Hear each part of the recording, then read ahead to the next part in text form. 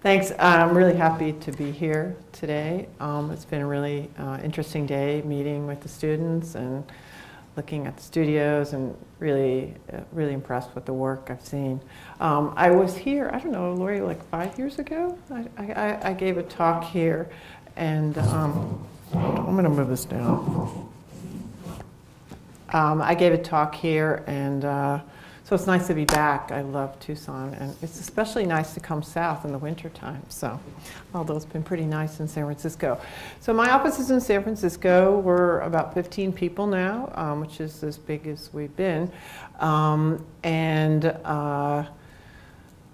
Really sort of, I think, entering a new phase of work. So I'm just going to go, what I want to talk about today are things that I think about a lot, and I think as developing landscape architects and architects, it's an interesting thing to think about, is landscape architecture is different than architecture in that we are making environments or making spaces, and it's with sometimes not all the materials, but it's about suggesting a space. It's not enclosing the whole thing. We use plants, we use walls, we use all assortment of things to make space. So it's much more about space than it is about objects. And today, and also when we move through a landscape, we experience a landscape by moving through it, not by being in it like you are in a building, like you're going to be sitting here for the next hour or so. That's very different than in a landscape. You rarely sit in a place for an hour or so unless you're eating. So usually you're moving through space. So today I want to talk about space and movement, passage. I gave a talk a few years ago in Australia, and one of the landscape architects that spoke was from Japan, and his English was very bad. And we were talking about Rowangi, this garden in Kyoto, and he said to me in his kind of broken English, it's not about the rocks, it's about the space between the rocks. So tonight is about the space between. And I've been influenced probably as much in my work by artists as much as architects or landscape architects. And this is an artist named Fred Sandback, a minimalist artist who defines space in a gallery with string.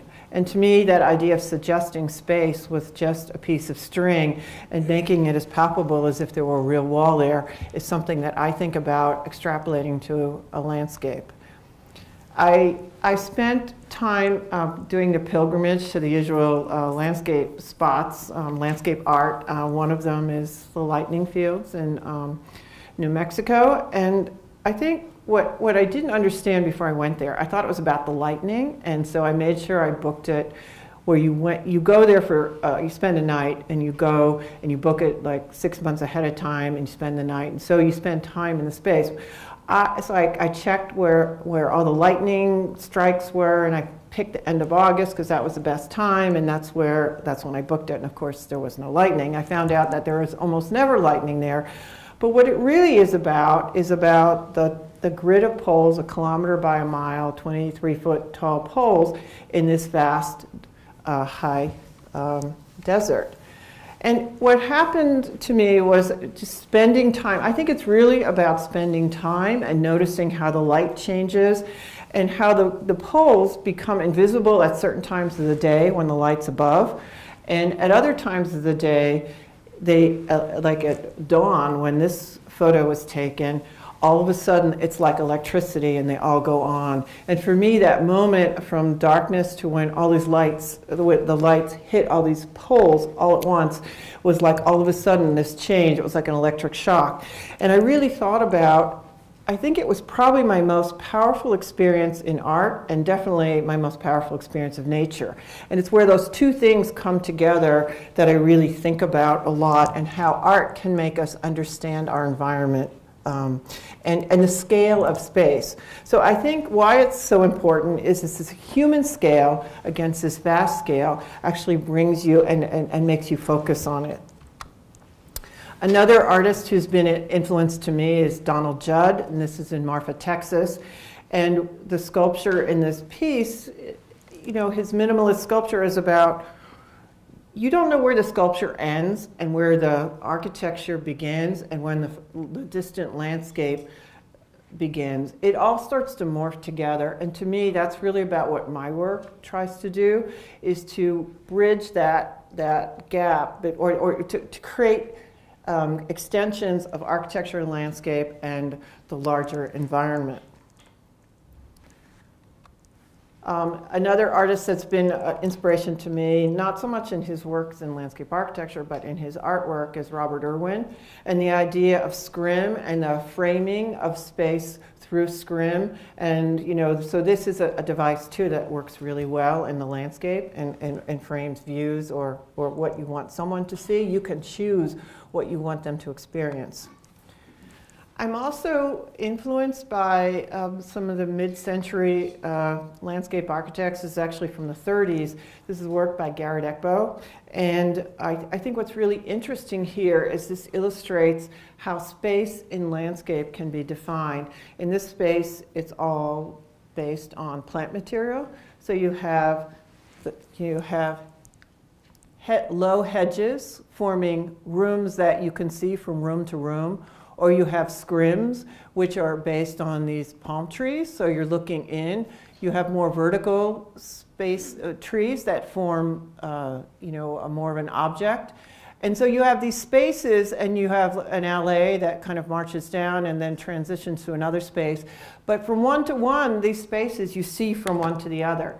So as I think about space, I think about the space that I'm making and then how those spaces transition into other spaces. Sometimes when I talk about the work, I talk about, it's as if, because early in my career I worked for architects a lot. I talk about how it's as if you drew a line on a piece of paper and then you partly erased it. And what I want to do is make the structure of the space really clear, but I want to mess it up a little bit. I don't want it to be like a piece of architecture. I want it to be permeable. I want it to be nuanced. I want it to change at different times of the day and different seasons. So really that's about adding this layer of richness, but just editing it down. Another piece in the desert, the idea of cutting and cutting to create space. So, you're not always building up, but sometimes you're cutting down. And so, and this is a connection in between. So this void becomes part of this space. So it's a suggested connection from one to the other, because as you stand on one side, you're looking across to where it's cut there, and you're kind of imagining that connection. So you suggest connections in the landscape, especially large landscapes. We've all, I'm sure, heard of the spiral jetty, Robert Smithson's work from the early 70s. And the idea of it was that Richard Serra, I read about this for a lecture I gave once, and Richard Serra talked about it as our image of it is always as if it were from a plan view, looking down, and it's not a graphical, it wasn't intended to be a graphical piece of art. You were intended to walk it and walk it ever smaller to the center. And the act of walking was what the art was about, not the graphics. So this is what I want to talk about too, which is passage. This is a ranch. It's a sculpture, a ranch of site-specific sculpture in Northern California. And this is a piece by Bruce Nauman. It's 1/4 of a mile long. And it follows the topography where the tread width is the same, but the riser varies based on the grade. So as you walk this, you have to be very careful. I mean, if this is totally illegal to do in a real project, not a piece of art. But you walk here and you take very big steps, and then as it flattens out, you take very, very small steps, and in fact, you drive over it as you go over the driveway. But what it makes you do is speed up or slow down, and it makes you follow your gait. So as you're standing here, this is my office on a field trip, you actually have a moment where you stop and pause and look at this beautiful valley. So by designing landscapes in a purposeful way, we can manipulate the experience, we can choreograph the experience of the person in that landscape. So at that property, there was a Jim Jennings, an architect in San Francisco, designed this artist in residence studio, which is basically 2 concrete walls cut into this hill. And so we were asked, and the Bruce Nauman piece is here, and the Richard Serra is over there, you know, it's sort of like kind of daunting. So we were asked to put in, this is the main house, a set of stairs that take you up to the guest house, and then you kind of walk in here, and then you're framed. So I wanted to do something that was really permeable and really quiet, and sort of the act of walking perpendicular to these big slats of concrete as you walk in just seemed wrong to me. So how do you make something that goes this way be permeable? So the idea came to just set Corten steel pieces into the land and then kind of work with the grades like the Nauman piece, but in a very different way. So this is the building that's set into this hillside.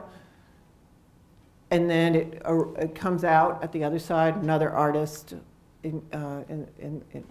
incised patterns into it. And then this is the stair that we designed to get to it. So the color of the gravel is chosen to match the summer dormant grasses that are native to this area. And it's just cut in.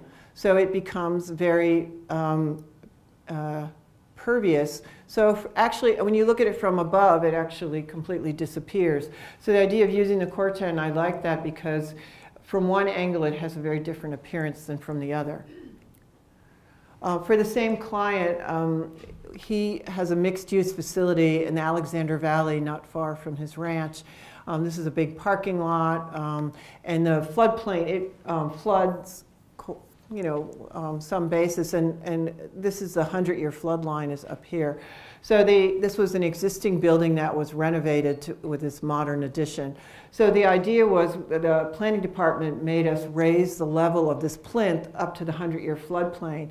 And actually that year, it flooded, the whole valley washed out a big bridge, and the water just came right to here. So they were right. So the idea was to create, when you separate a building from a landscape, what do you do to make spaces that relate to the building, but also work with the landscape? So the idea came, you can see there's the hillside there that goes down into the vineyard, and then you're at this higher elevation. So the idea became to surround the whole piece with a wall that becomes the datum around the project. And you can see how the architecture and landscape start to work together, where you can see the walls beyond, and the building is quite permeable. So here's a enlargement of the area at the building. We were standing right at that previous photo looking this way, and so this is that very, very crisp architectural wall that relates to this space and forms courtyards that relate to this building. And then as you drive up the driveway, you actually see through the building all the way through. And then there are these series of different events that happen on these different plinths. So this is some stairs that go down into the vineyard. And what I noticed by coming 4 feet up, it changes. You know, we had to do it, so I wasn't really thinking about it when I designed it, but I learned something. A vineyard is about 7 feet when the grapes are growing. When you're in a vineyard, you're like, you can't see anything. You're just looking at, you know, grapes, unless there's topography, but this is a big flat valley. So the idea that you're standing here, suddenly you're in this larger landscape because you're elevated 4 feet. And your eye level becomes the eye level of this great valley, not in the vineyard. So how you experience something has a lot to do with where your eye level is as you experience it. So for me, the kind of art in this was making this beautiful wall, really the best, finest stone craftsmanship you can get, and then pile these rough stones, same stone, but just pile it at the edge to kind of make this edge between the very manicured landscape that relates to the building and the wild landscape and the vineyard landscape where the trucks are turning around and it's kind of dirty and messy, and that became this other kind of landscape. And then the tension of how those two things meet was important to me. And also, we created subspaces within this big flat raised plain. I mean, this is partly inspired, and you should go and look at Vaux-le-Vicomte The landscapes there about landscapes that are, they're called taut plains that have cuts made in them. And I think if you think about that, those French gardens are, there was a real order and a strictness, but a very modern sensibility to it. And so that was kind of an inspiration here. So actually we create a space by cutting out and going down a step for this bocce ball court. And then we moved in these olive trees, which we'll talk about later, that just kind of form punctuation marks in this vast landscape. And then stairs, which can double as, he does events here that can double as seating for a performance. And then in this case, we designed a water feature that actually goes into the building, and the floor of the building is made of aluminum, sort of a polished aluminum. So you're inside, the inside and the water are almost coplanar. So you feel this extension of inside landscape to inside space to outside landscape that's pretty much seamless. And then here, this sort of yin and yang, and the tension is created by 2 steps down, again, Corten steel, so they are invisible almost when you see them from the other side. And then, again, these layers of these walls. So that space is this space, the Corten is here. And see how this space is made. The ceiling is made of the tree canopy. The back wall is this architecture wall that runs along the property and separates it from a train track. The lower wall is here, and the other 2 walls are just made by the step down. And so the idea that you create space with these grade changes becomes a very powerful part of I think, landscape architecture. And then this is looking through the building, and again, the glass of the building reflecting the dawn light. The trees are on axis and kind of bringing you out. On another aspect, one of the other doorways from the building extends out into the vineyard, and the opening actually aligns with the vineyard rows, and you come down this ramp that's made of Corten steel, and then you're in this space, and because you're going down, all of a sudden the wall, which was here because you've gone down, is up to here, and so it feels like it's enclosing you more, and the ceiling is created by, these are fruitless mulberries will form a very deep shade canopy, and they have big long events there with tables. So that becomes, again, your ceiling. But this space feels very different from the other space because the height of the walls and the scale of space is very different. And then just, the attention to detail becomes how this Corten steel is expressed, becomes this piece of art, like a tongue sticking out from the building, connecting you to this terrace. And then at night, it becomes quite theatrical. So it's very quiet in the daytime, and then at night, there's this connection. This is another project. This is called Stone Edge Farm, and when I came to the property the first time, it had been an old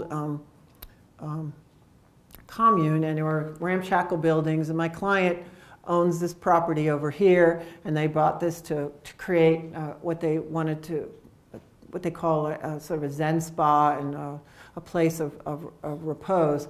On that property, where it was basically dead flat, a big creek running along the side, and these 500-year-old bays and oaks, which really formed to scale the space. Otherwise, a totally featureless landscape, but of course we wanted to be really careful to protect those trees. So this is the creek, and this is during construction. This is their house. And so this landscape, you can see how we've pushed the building as close as we could to the trees without being in the tree canopy. We work closely with the architect to place these buildings. This is an observatory, and this is a Zen spa. And then placement of olive trees to create pathways so that you can circumnavigate the property. So the passage through was an important part of it as well. When the schematic design for the building was done, our office and the architects went to the site, and we actually staked out where the building was going to be, and this was a connection through these trees, through this opening to their main house.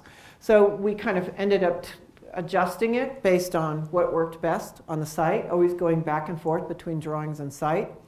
And then this was that opening that we had mapped out on the ground, looking back at the main house and the stepping stones through the trees and keeping the understory really clear, because oak trees don't like to have summer water. And these are acanthus, which also can die back completely in the summer. So it's a very kind of quiet landscape. And then in the springtime, because this was also in a floodplain because of the creek, we created a swale around the building that opens out onto a large meadow and allows the water to dissipate.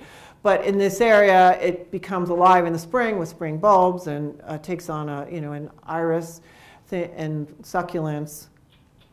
And then that continues out onto this outwash plain, and you drive through. This is a driving road because it is a farm, and it's vehicles are there.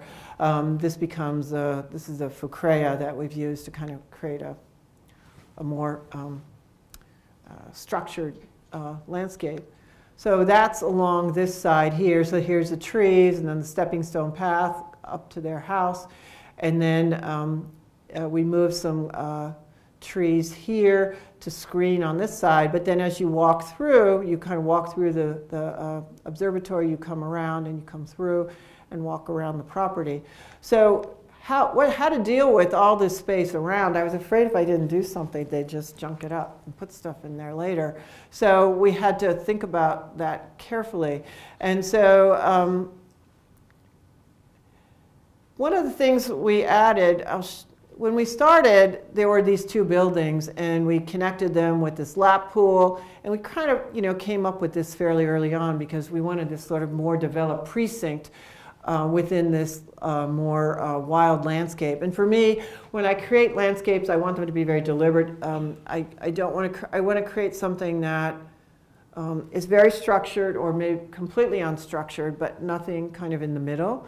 So the idea of these two big things, I always felt like the whole property gently, as a floodplain, is gently sloping off here and eventually back into this creek. And I always felt like, I'm an intuitive person, and the way I design often is how things feel. And I felt like all the energy from the site was just leaking out this way.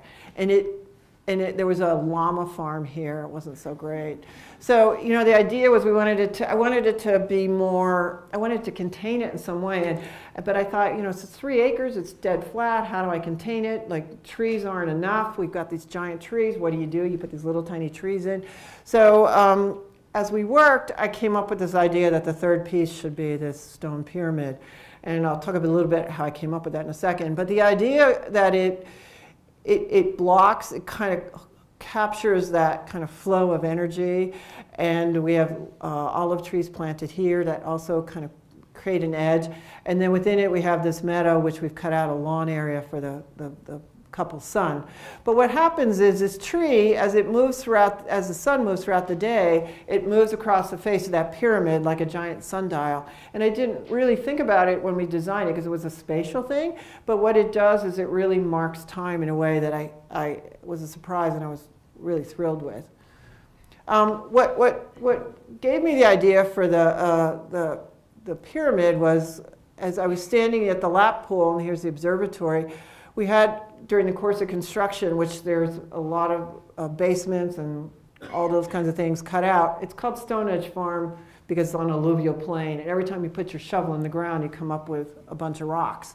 So this alluvial plain, so these stones were sitting here, and I kind of got used to seeing them on the site. And then I started to imagine that when we took the stones away, it was going to be, that was kind of holding that edge and creating that end to the property on that side. And also, I think 3s are always better than 2s, or 5s are better than 4s. So the idea of the 3 big objects, the 2 buildings with this pyramid became something. So I said that this is it, and this is the llama farm. And I said to the client, I think we should build a big stone pyramid. We should use these stones. And he kind of laughed and he said, oh, great idea. And then he called me a couple days later. He said, forget it, that's crazy. But then in the end, he did do it. And what happens is that becomes the apex of that triangle of the pyramid becomes the the focal point as you're swimming laps in the pool. So there's these subtle connections between different pieces of the landscape that draw your eye out and allow you to move around the property.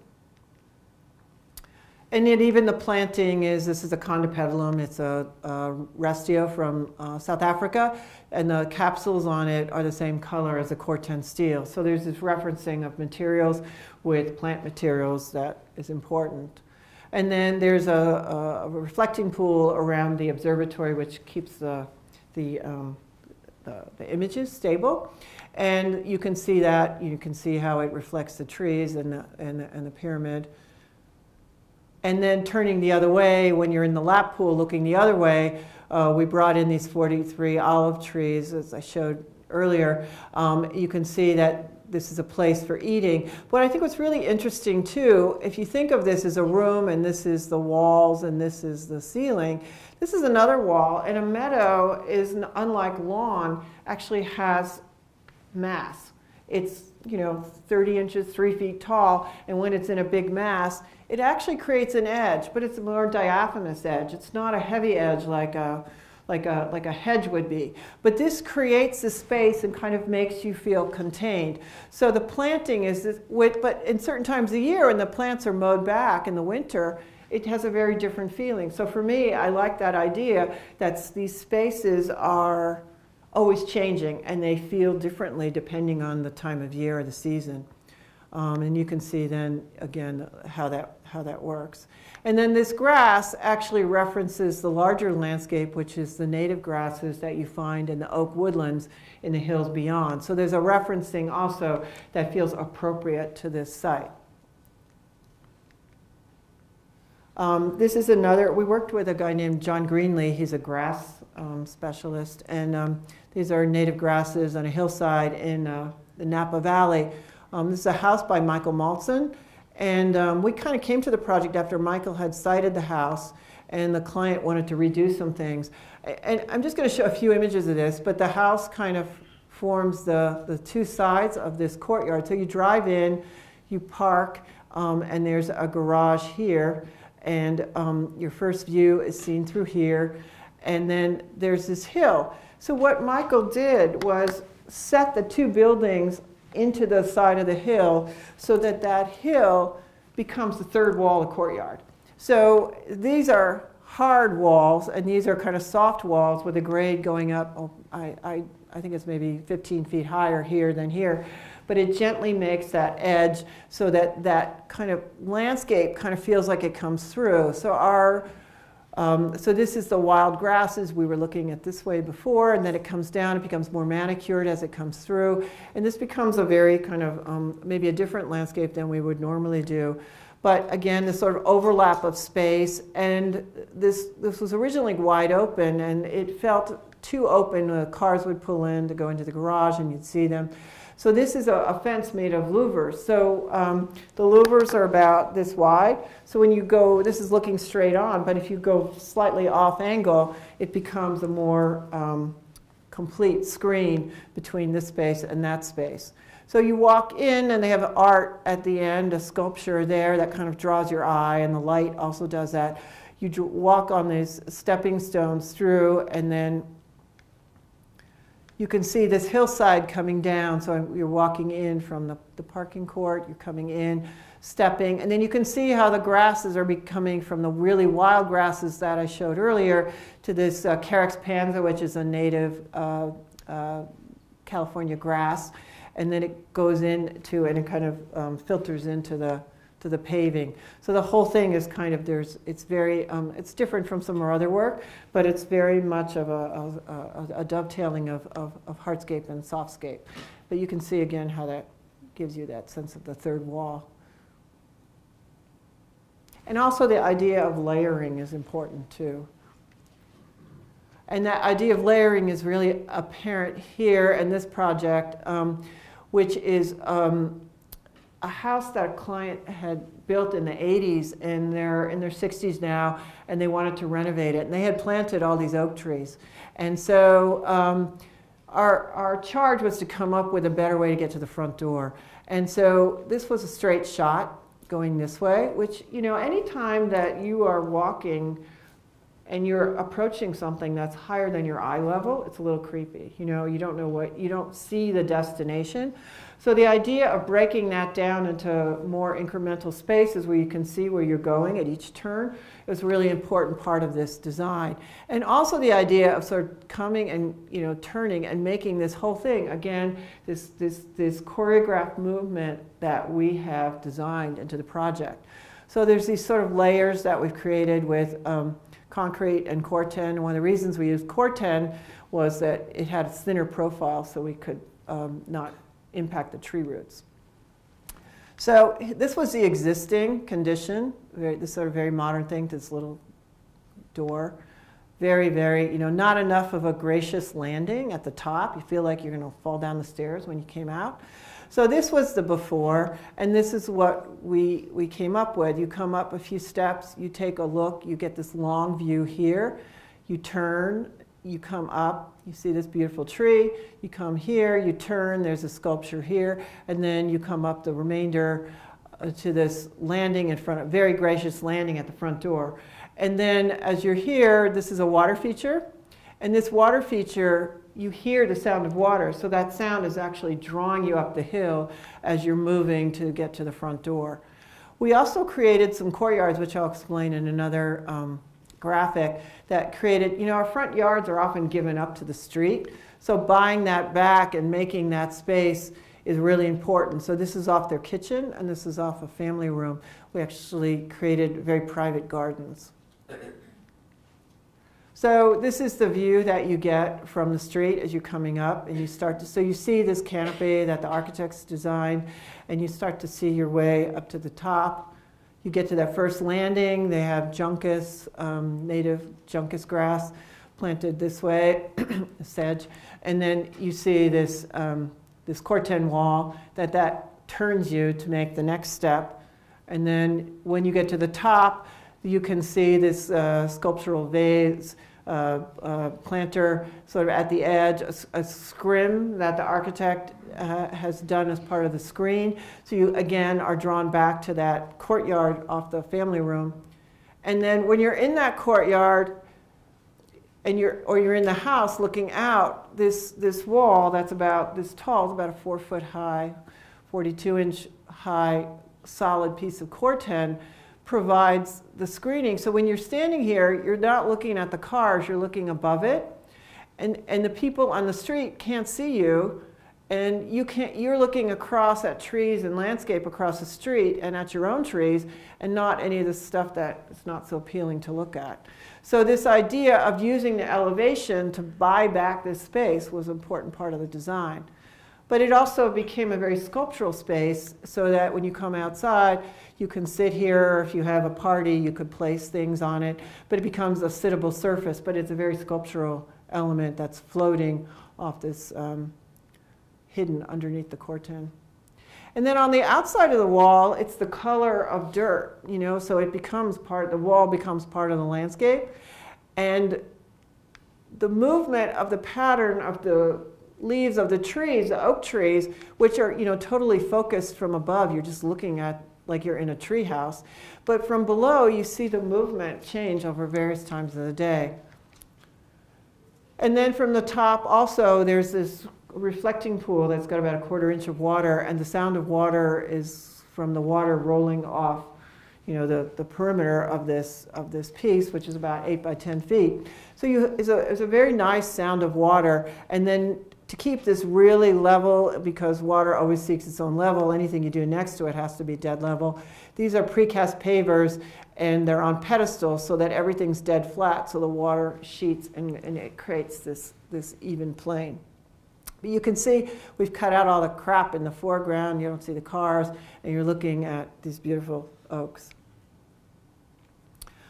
On another project, you know, thinking about water and reflection is something that, this is just the dew that fell the night before.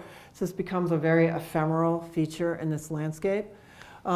This is a house in San Francisco, and in San Francisco, if you have a view lot and you have some money, you have a view of the Golden Gate Bridge to the north, and your house is shading you because the land is falling off. So you've got basically a cool climate in the summer with shade, and no one ever uses their gardens because it's just too inhospitable.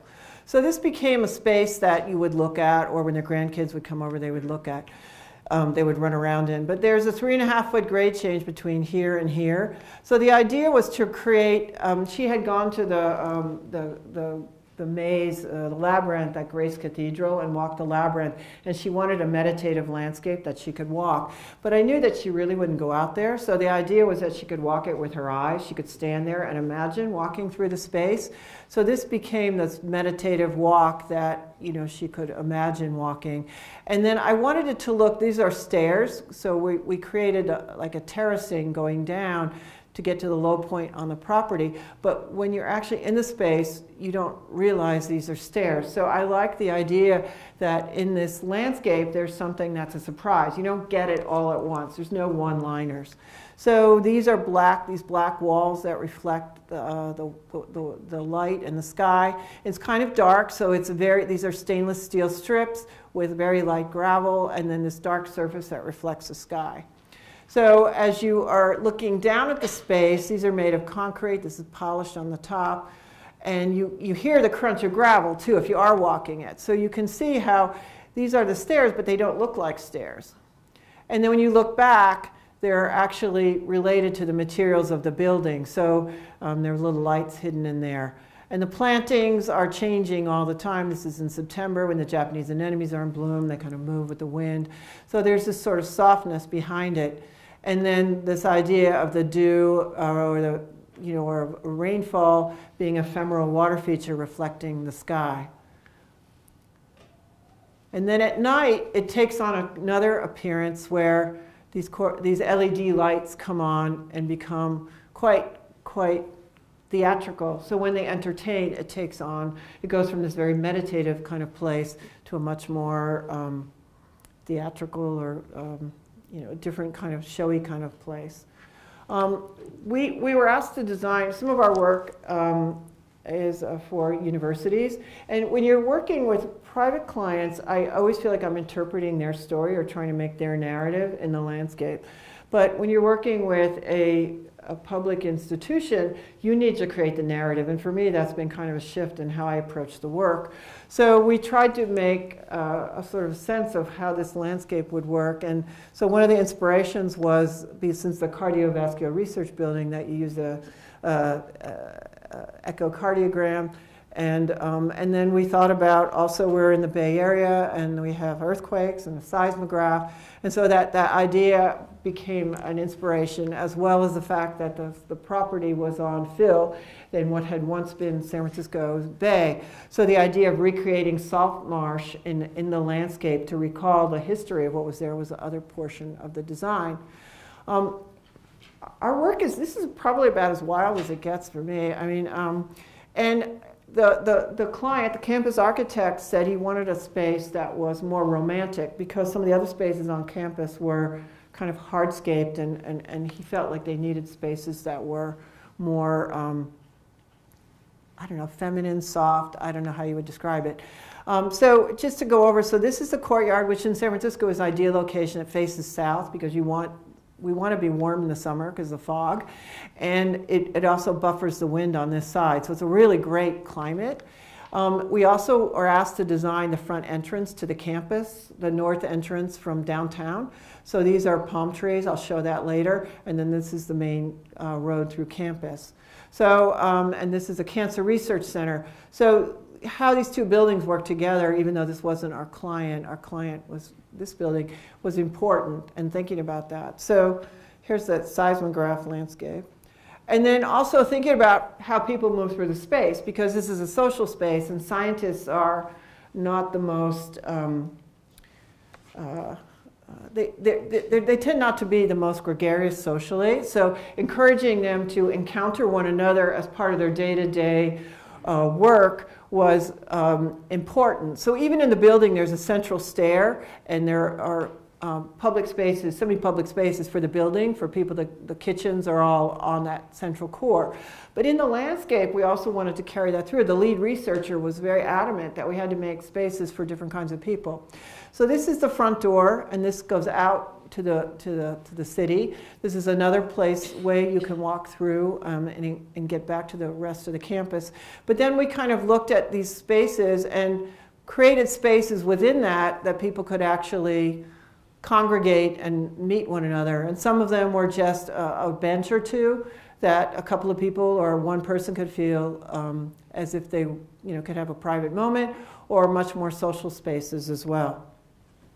So this is the walkway through the front door, and you can see through the whole space. These are ginkgos. And you can see some smaller benches. These are all native grasses, so they're, instead of lawn, the entire pavement is also permeable, and it's collecting rainwater and detaining it before it goes into the bay. So it's got a lead gold for the project. But today I just want to talk about movement through space. And so there's these layers of grasses, and the grasses are constantly moving in the wind. And we have these places for people to sit, and then people to congregate. And then we created our own permeable paving, where these are off-the-shelf pavers with spaces, and then cast-in-place concrete in between, and then the whole thing drains, and then there's these little sparkle lights like constellations that kind of draw you through the space. So the planting is very regular. It follows this edge, but it's one band of Pennisphaedum spathulatum, and then some of the other grasses, the calamagrostis and some of the other grasses. So they come through and they change at different times, and they change, and this is in the fall, so it's getting a fall-like color. And then they're very formally done, but actually fairly easy to maintain because they just get cut back once a year.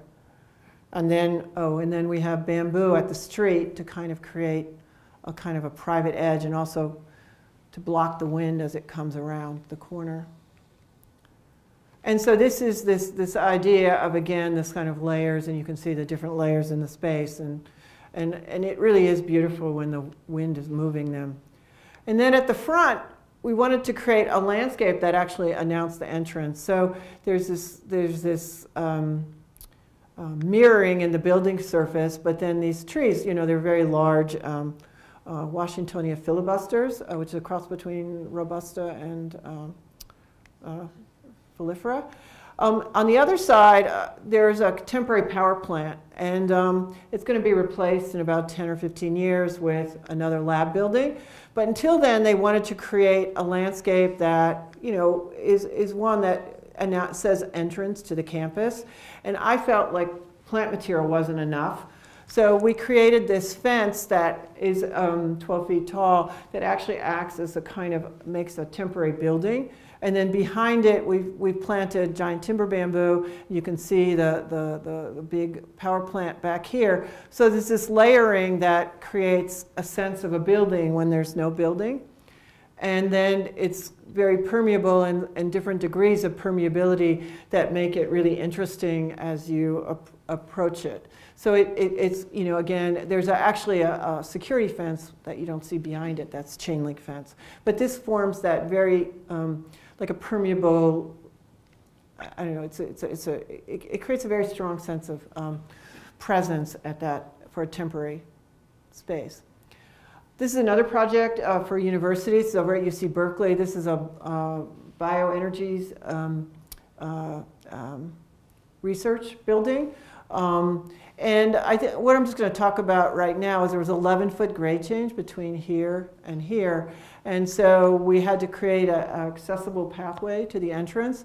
I wanted to create something that you can take the shortcut and go straight up, but also that this became, again, a passage, a movement, and then creating these plains with native grasses that would be places that people could kind of hang out.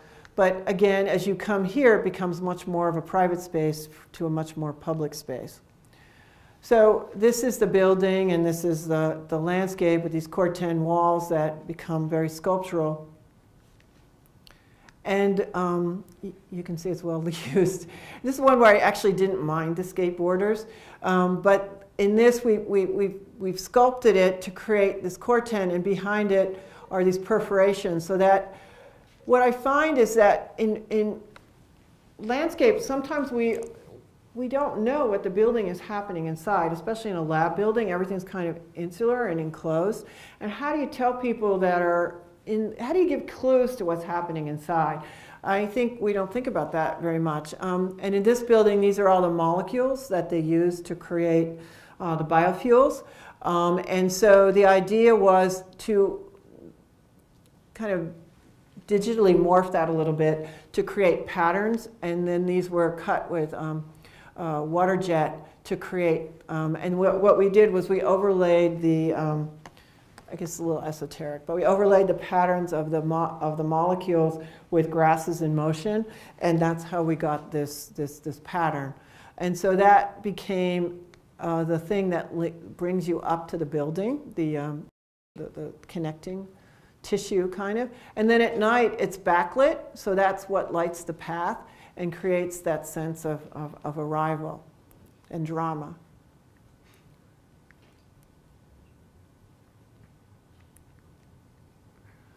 So we won a competition to design a park in Pittsburgh, and that I could do a whole lecture on that whole process. But in the end, we ended up working closely with a community group, and the design changed, and it became this landscape that was knit together by these native Pennsylvania bluestone walls.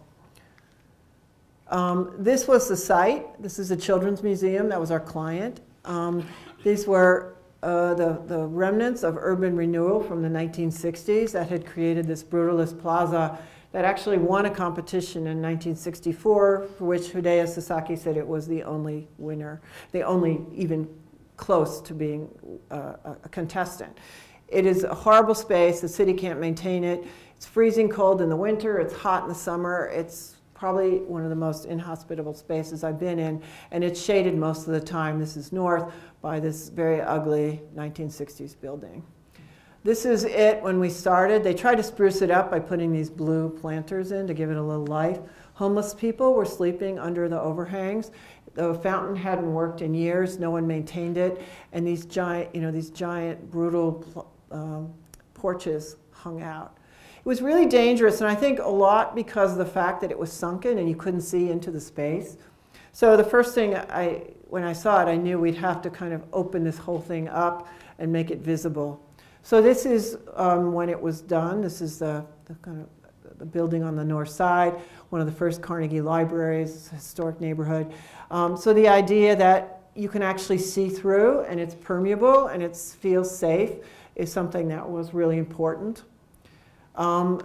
We created, it had been at one point a Victorian park with a fountain in the center. People in the community really liked that idea of recreating that. And of course, that wouldn't be appropriate in this day and age. We needed to create a sustainable plaza that was comfortable to be in, that had enough gathering spaces for a science fair or for a tent for an event, and a place for a bunch of kids to run around when they come to the Children's Museum and have a picnic. So there was also quite a grade change, I think 7 or 8 feet from here to here. So again, trying to use that grade to create an interesting space. And the idea was to kind of stitch the space together with these low stone walls. And that was kind of, we didn't have the hugest budget in the world. And then we also worked with an artist, Ned Kahn, to create a sculpture that actually, instead of something that was plopped on the site, that was something that was a collaborative process that made something that was interactive and usable and part of the landscape.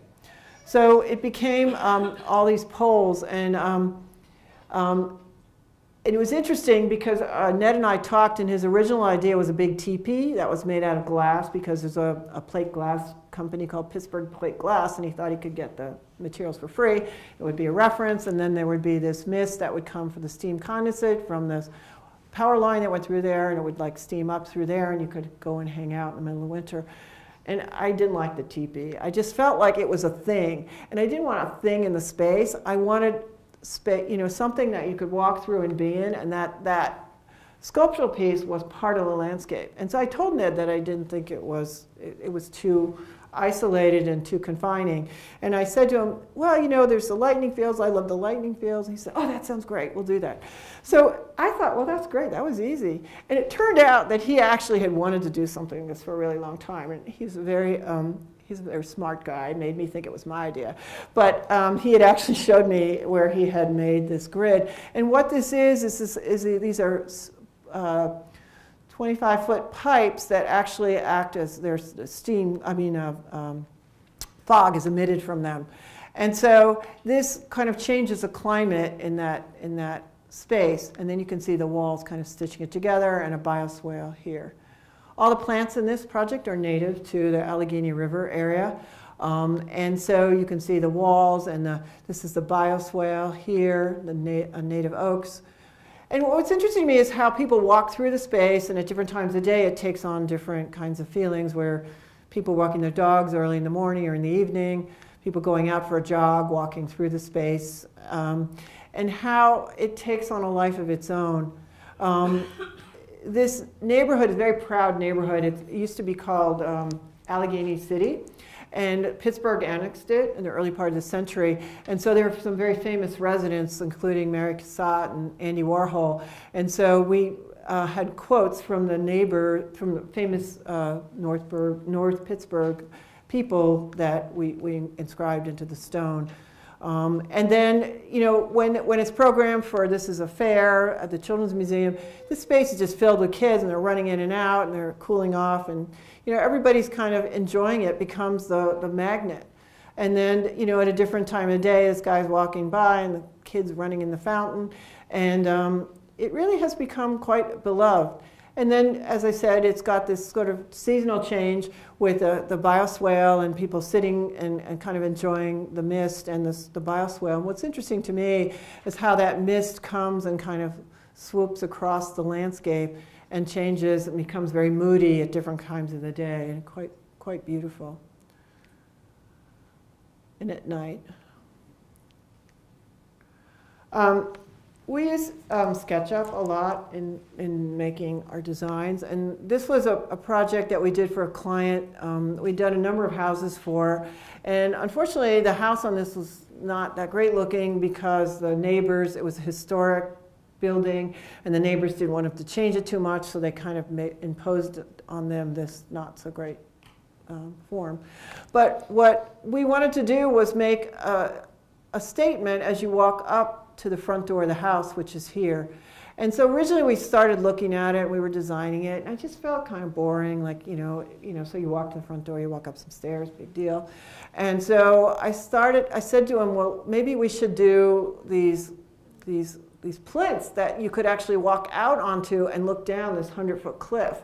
And so that when you're up there, you're actually, it gets kind of scary. You know, it's not just you walk up, but you walk up and your guests could walk out. And so these aren't professional photos. These just got completed this last few months. So as you look down, you've got these views of downtown San Francisco, and this is an open grate, so you actually see down it. It's really scary. I mean, there are some people who won't walk out there. and the glass at the end, they made us put a little metal on the top because they were afraid that someone might fall. Actually, they only did that on the bottom one. This is not. So the glass is very open, and then as you're kind of coming up the stairs, you get this sense, as I said, of just kind of being able to walk out, and then you get these vistas out to the Bay Bridge. And then, as I said, when you stand there, you can't see the glass at all, so you feel like you're just going to go right over the edge. So this was inspired by a house that Anton Preduk had done a long time ago, I think in Texas. So there I'm standing at the edge looking out, and so it's been really a fun project. But again, it's also about this whole act of moving and how you move through space. And this is another project. This is the last project I'm going to show. We did this project for Stanford University, and there's the New Guinea Sculpture Garden is here, for anybody who's been there. And this is an oak woodland that was a habitat for salamanders, so we could do just very little on that space. And then a parking lot here where our building was located. And we worked with the architects, Adlin Darling, and they're fantastic architects, and I love them. And what was really great about this process is we worked with them right from the beginning. And so as you entered the space, there's a wall, and you walk through these ginkgo trees, and then you come into this front entrance, and then you get this view of the water. Or if you're continuing to walk to your dormitory back here, you walk through, you get another glimpse of the water, and then you kind of walk around through these trees and out. There's also a labyrinth. This project was a collaboration between the Dean of Religious Life, who is non-denominational, and a donor that was giving money to, in the memory of Nathan Olvera, who was a painting professor at Stanford and had left these paintings to the university. And so there were 5 paintings called Windover, and it was a series about flight. And so the idea of this kind of 2 client groups to create a meditation place for the students to come, because it's, you know, Stanford's a very high-stress place, but, you know, students are riding around on bicycles, and it seems like everybody has a care in the world, but actually it's very stressful. So they call them the ducks, because underwater their feet are moving, but over the surface they're kind of moving along. So giving the students something that was nothing like it on campus was important. So this building had 2 functions. One is to create this meditation space, and then this art gallery. So as we started, so this is in SketchUp where, you know, you can see the wall of the street and how you meander through the trees and come in through the front door, and then this walkway through the ginkgos and out, and this contained courtyard, and then how it relates to the oak grove. So this actually changed slightly, but this was one of the earlier schemes where this was, it was a bike rack here, and this ended up going away. But you end up coming around on either side, so there's a kind of a moment where you pause, and you stand here, and then you go around into the, so this is like the forecourt of the space. And then you walk back through the ginkgo trees. We have bamboo on the side to block the parking lot that's immediately adjacent. Actually, there's a bike path and then a parking lot. So you're meandering through these trees to the front door where you turn, or you continue to go straight. And you walk through stepping stones through this bamboo grove. And there's a sculpture there. And then you turn, and you can, if you continue to walk, you can see into this garden, this, you know, reflecting pool with places to sit here and here, and you look out into the space. But it's a, you know, it's a contained space.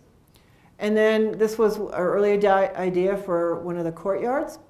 And then later, as we went from SketchUp to more complete renderings for presentation, it became more of a step down. One of the things I wanted to talk about was, you know, this is a long, thin site.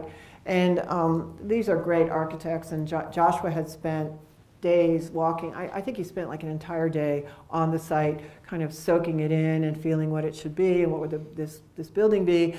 And I came out there, and, you know, coming from a landscape perspective, we look at things so differently. And so we were standing in the middle of the site looking out, and I said, "So Joshua, what are we going to do about the grade change?" He said, "What do you mean grade change?" And I said, "It's gently sloping 4 feet from where we're standing down there." And he looked at me and he said, "Oh my God, I'd never noticed that."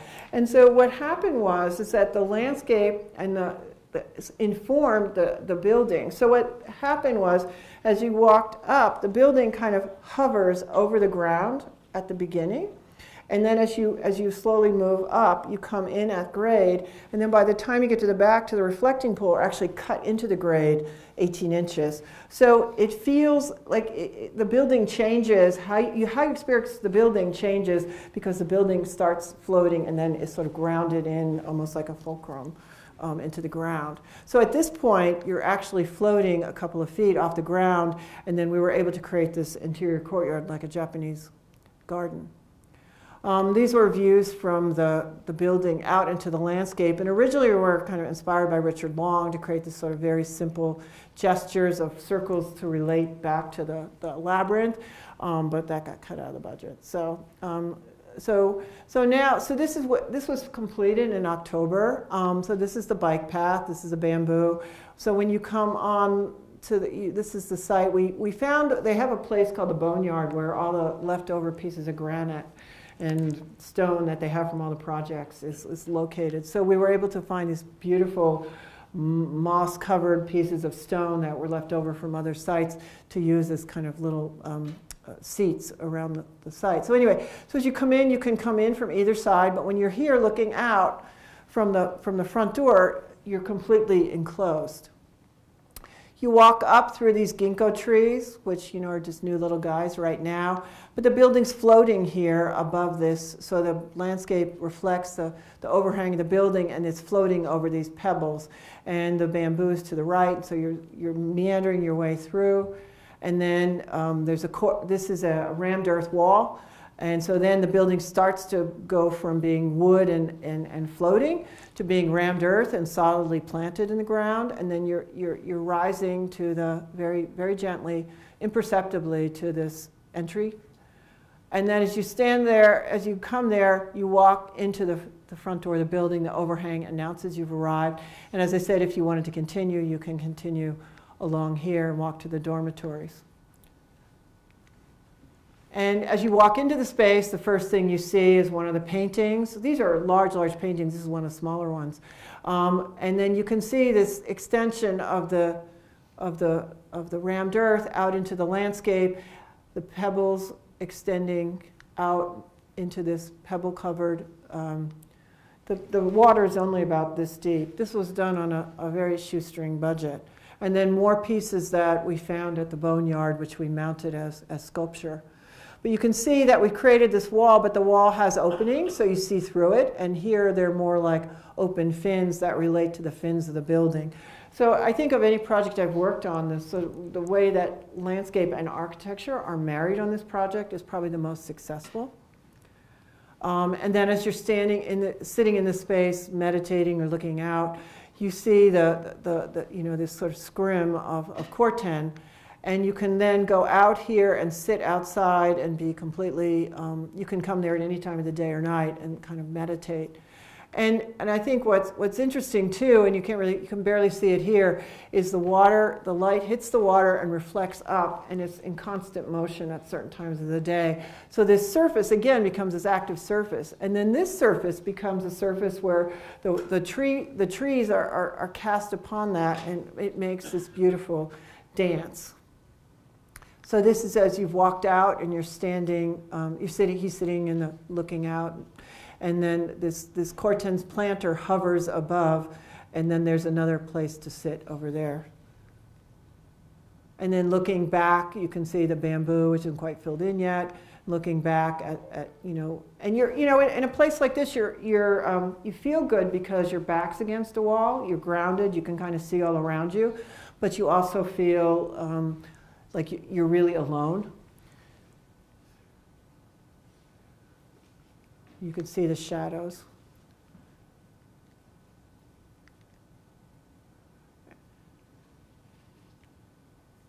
And then as you're walking to the dormitories, you get this glimpse of the statue sort of as a focal point. And then you can see the building starting, as that ground and actually cut in here where the water is, floating above there. And then these louvers from the building actually frame the landscape. They're about this deep. And so at certain angles, your view is eclipsed. So again, I think it's a technique you could use in landscape too, but the idea of these framed views, and then this piece extends out into the landscape here and starts to form the wall of that courtyard. So there it is extending out, and then we actually worked with the architects to cut a hole in the overhang of the building so that this pepper tree could actually come through it and grow into the building so that we could get really close. And we worked very closely with the university arborist to create this. But you can see that this creates this edge that is very much like a Japanese garden, but you can also sit here and look out. Again, it's another space that can be accessed, and you can meditate here any hour and feel safe. And then those scrims coming through and the tree coming up and people. And then inside to outside, too, the idea of this extension and the openings of space to space was really, really, I think, successful. And then this is in the center of that fountain, there's a fountain again. We got this from the Boneyard. We created this black cube of granite into, it disappears underneath the ground into here. And then that's just gives you that little sound of water, that is a white noise that allows you to relax and meditate. So that's it. Thank you very much.